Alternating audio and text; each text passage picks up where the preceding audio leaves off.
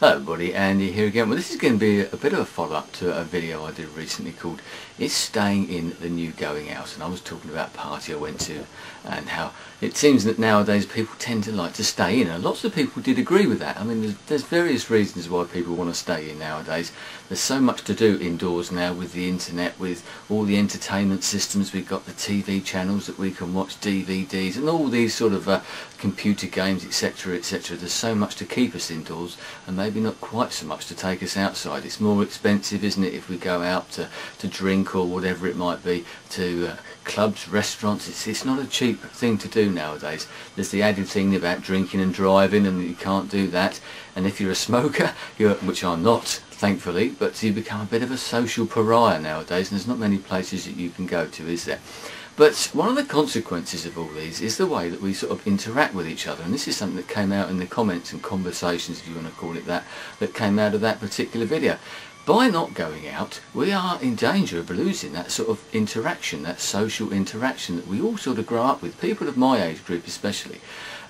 We sort of grow up because naturally if you're making friends at school, you're making friends throughout your life, at work, your workplaces, whatever it might be. You know, even with sort of amongst your family, you're making friends and you're interacting with each other. That sort of social skills that you learn, and all those sort of little social taboos, the bits of body language that you learn, all those little things and guidelines that you learn as you're growing up and getting older and gaining more experience out there in the wider world. Now, if we carry on the way that we are at the moment, staying in, watching videos and texting people and talking to each other via remote means. I was talking recently about internet friendships and whether they're real. I do believe they are real, but this is, again, it's the same sort of thing. Is it a consequence of this? I know we're talking about people sort of from right across the world, so maybe we couldn't meet them in any other way apart through a video camera or an internet connection or something like that. But and you may actually meet more people, I suppose, because of it. But if we could be in danger of losing those skills. One sort of example of that, I was actually at the party I referred to in the earlier video. I was talking to an older lady there, and we were talking about handwriting, and she used to love writing letters to people.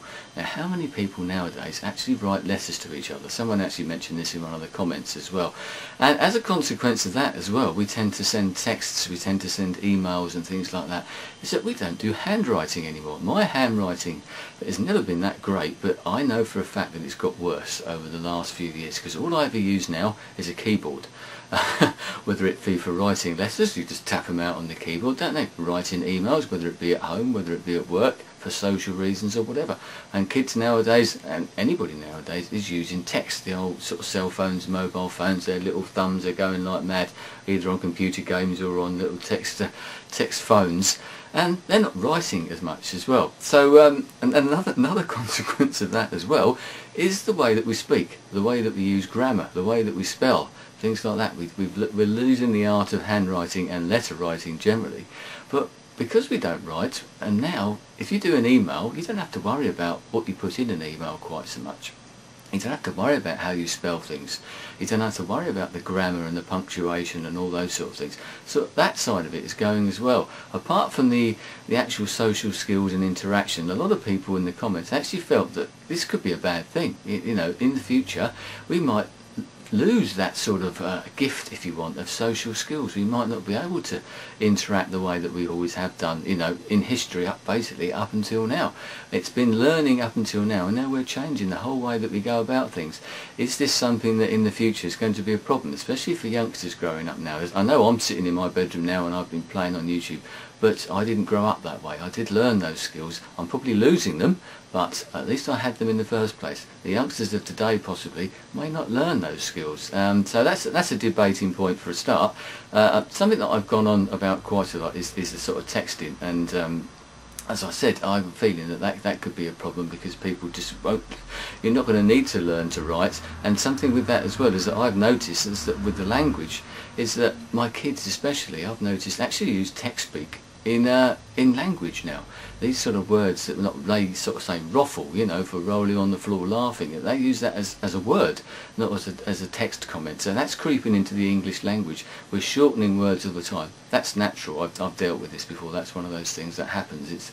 Language evolves over time and always will evolve, and there's nothing wrong with that. But we're not using the whole language anymore. So this is a big thing that's going on. So a new language is evolving, a new way of interacting is evolving, but are we sort of taking a backward step? Is this a bad thing, that people might not learn how to do all those sort of social skills? So when they do actually meet people, you know, we're talking about meeting prospective partners, family members, you know, husbands, wives, partners for the future.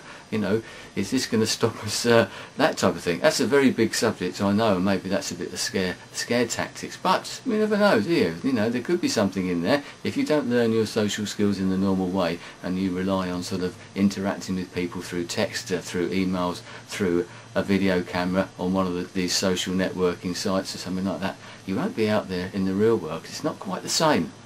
These connections on here are all very well, but there's no substitute for a real friendship, for a real connection, and for real social interaction. So anyway, food for thought there.